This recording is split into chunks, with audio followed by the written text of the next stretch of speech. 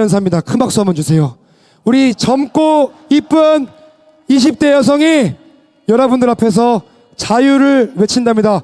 박수 한번 크게 주십시오.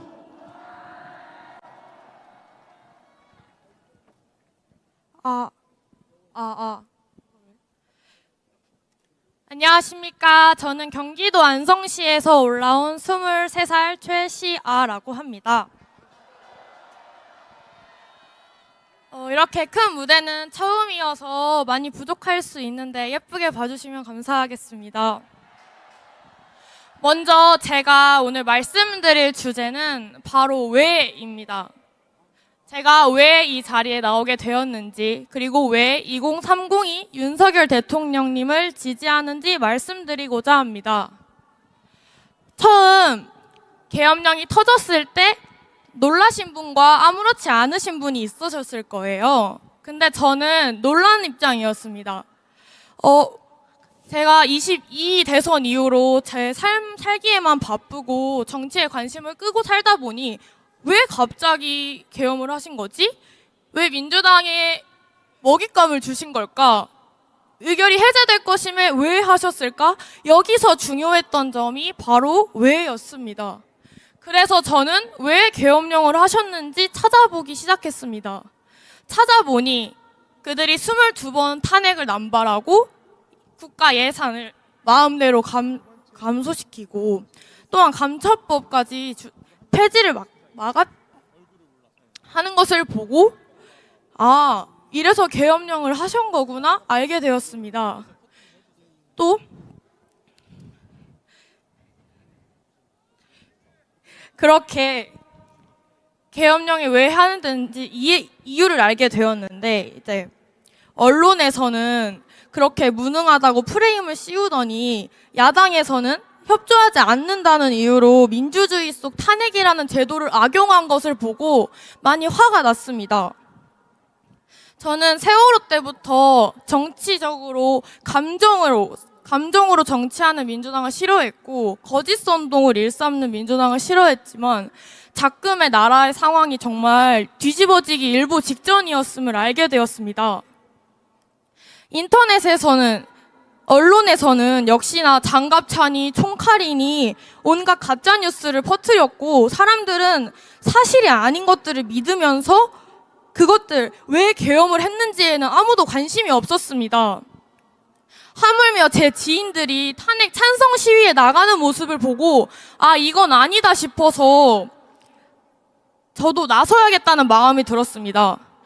그래서 탄핵을 반대하는 집회가 있는지 찾아보게 되었고 부끄럽지만 광화문 집회의 존재를 이때 처음으로 알게 되었습니다. 그렇게 혼자 여기까지 오게 12월 달에 혼자서 광화문 집회를 향했는데 이 날이 저에게 터닝포인트가 되었습니다. 이유는 지금의 모습과 달리 그때 정말 저의 또래가 한 명도 없었습니다. 6070, 80 어르신들이 정말 과장을 보태서 99%였습니다. 그 모습을 보자마자 저는 순간 공포심이 들었습니다. 이 10년, 20년 뒤에 이 분들이 가시면 우리나라는 어떻게 되는 거지? 우리나라는 이제 누가 지켜야 되는 거지? 가장 인구수가 많은 4050은 보이지 않았고 2030은 전부 다 무관심에 있는 상황 속에서 이 나라의 위기감이 더욱더 절실히 느꼈습니다.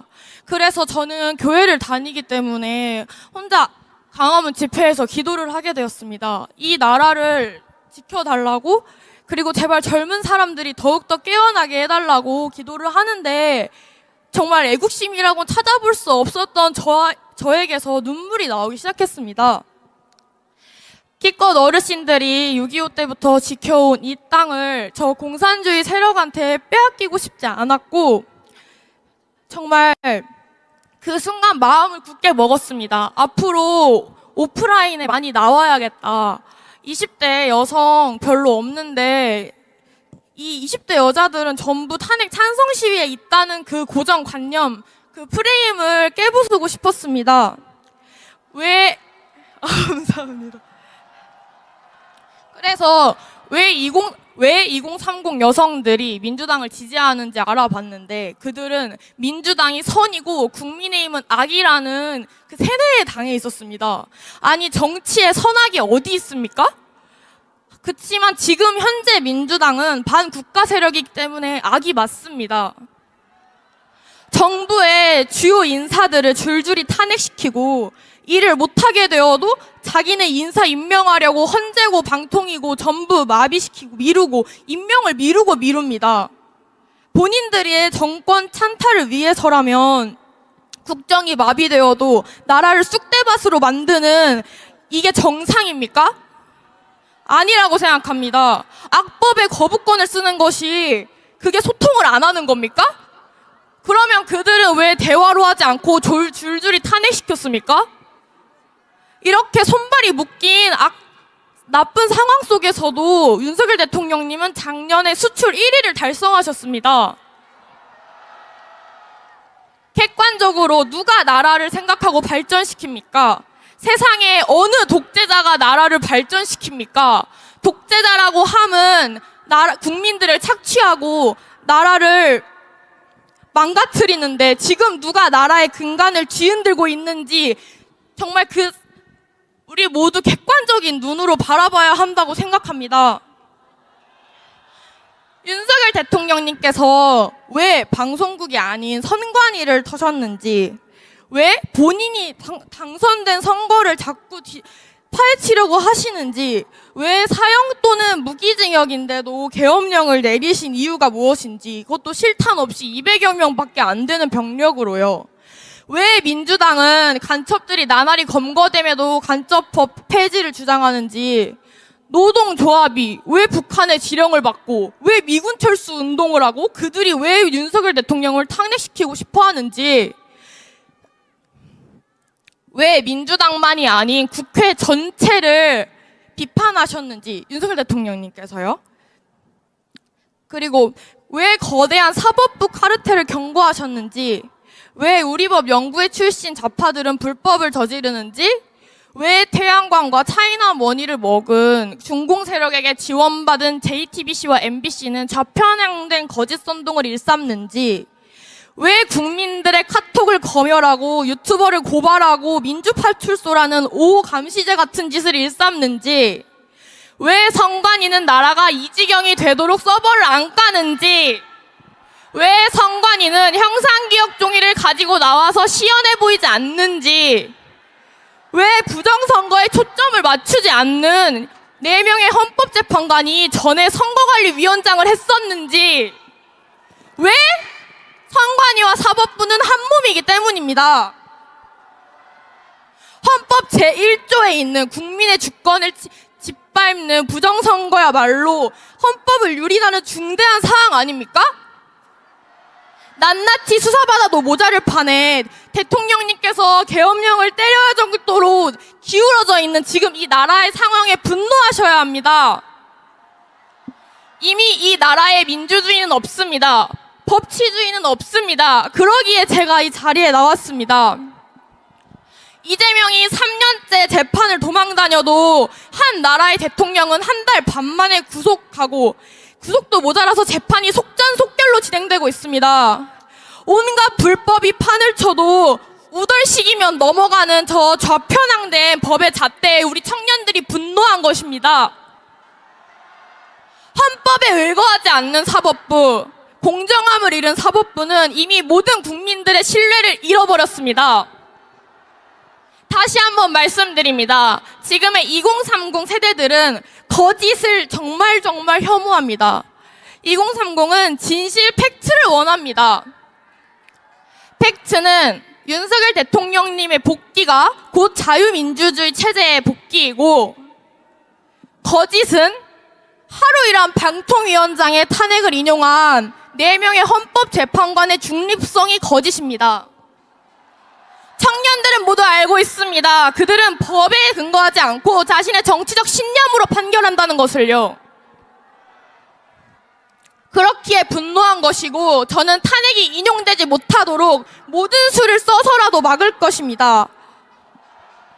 또 대통령을 지키지 못한다면 국민의힘 또한 지지하지 않을 것입니다. 저는 조기 대선이라는 말을 볼 때마다 화가 치솟습니다. 윤석열 대통령님 반드시 복귀하실 겁니다. 복귀하시는 순간까지 거짓된 언론, 나라 팔아먹는 반국가 세력들과 맞서 싸울 것입니다. 왜?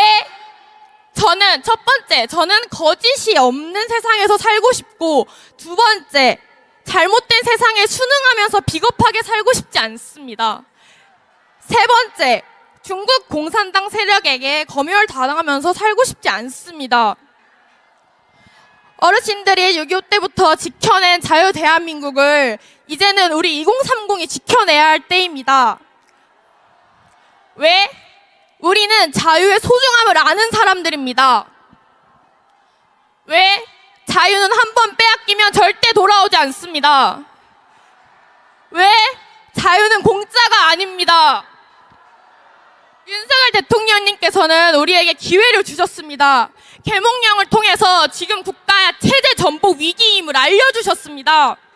우리는 체제 전쟁을 하고 있고 하루하루 전쟁을 치르고 있습니다. 전쟁에서 이기는 법은 상대의 급소를 치는 것입니다. 적의 급소를 알고 적들이 제일 발작하는 곳을 우리는 공격해야 합니다. 첫 번째, 부정선거. 선관위의 부정부패, 감사 거부, 증거 보존 신청을 기각하는 등 형사기억종이라는 거짓말, 이 것들을 계속해서 우리는 아직 깨어있지 않은 사람들에게 알려야 합니다. 두 번째, 여론입니다. 불리한 여론조사 업체를 고발하고 전한길 선생님의 선관위 팩트 영상을 유튜브 코리아에게 내려달라 고발하고, 네이버 댓글 여론이 자기들의 뜻대로 되지 않자 이제는 순 공감순을 없애려고 합니다. 김경수 드루킹 때와 김어준의 댓글 작업 사이트 때는 제재할 수 없다고 하더니 이제 와서 갑자기 우리 국민들 개개인의 댓글조차 막으려고 하는 것입니다. 카카오톡을 검열하고 우파 커뮤니티를 폐쇄하려 하고 2030들이 집회에 나오지 못하게 갈라치기를 유도하고 더 이상 진실을 깨우치는 국민들이 생겨나지 않도록 입막음을 하는 것입니다. 사람들은 급할수록 본성이 나오는 법입니다. 유혈 사태를 막기 위해 자진 출두하신 윤석열 대통령님과 달리 어떻게든 검열하고 입막음하려고 하는 공산당 같은 행동, 저들이 멍청해서 그런 걸까요? 아닙니다. 저들의 본심이 나오고 있는 것입니다. 이제 시작일 뿐이라고 생각하고 지금 막지 않으면 다신 돌이킬 수 없습니다. 앞서 말씀드린 급소 두 가지가 뭐라고요? 부정선거와 여론이죠. 우리는 앞으로 부정선거와 여론, 중도층들을 계속해서 공략해야 합니다. 우리가 가야 할 방향을 민주당이 이렇게 친절하게 알려주고 있는 것입니다. 급소를 정확하게 찔러서 우리들이 반드시 승리할 것입니다. 결국 우리는 승리할 것입니다. 왜? 우리가 진실입니다. 왜? 거짓은 진실을 이길 수 없습니다. 절대 이길 수 없습니다. 이는 곧 진리입니다. 그렇게 다들 많이 지치시고 힘들지라도 정말 승리 하나만을 바라보고 앞으로 나아가셨으면 좋겠습니다. 마지막으로 윤석열 대통령님께 짧은 한마디 하겠습니다.